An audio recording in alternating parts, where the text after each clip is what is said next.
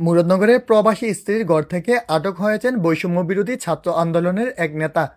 সামাজিক যোগাযোগ মাধ্যম থেকে সংগৃহীত তথ্যচিত্রে বিস্তারিত দেখুন প্রতিবেদনে। কুমিল্লার মুরাদনগর উপজেলার রামচন্দ্রপুর দক্ষিণ ইউনিয়নের মোস্তফাপুর গ্রামে মধ্যরাতে প্রবাসীর স্ত্রীর সঙ্গে অনৈতিক সম্পর্কে লিপ্ত হওয়ার সময় স্থানীয়দের হাতে ধরা পড়েছেন রাকিব নামের এক যুবক। তিনি 11 নং দক্ষিণ রামচন্দ্রপুর ইউনিয়নে বৈষম্যবিরোধী ছাত্র আন্দোলনের সংগঠকের দায়িত্বে রয়েছেন।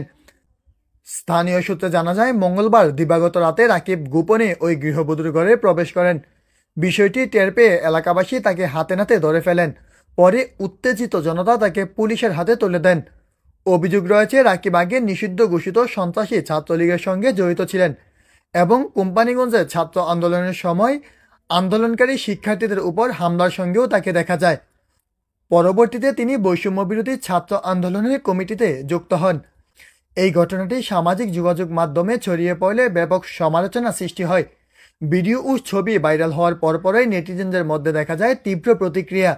কেউ কেউ মন্তব্য করেন, ছেলেটার দোষ সবার চোখে পড়ছে, কিন্তু বিবাহিত এক নারী হয়ে গৃহবধূ যে অন্য একজনের ঘরে প্রবেশের সুযোগ দিলেন সেটি নিয়ে কেউ কিছু বলছে না।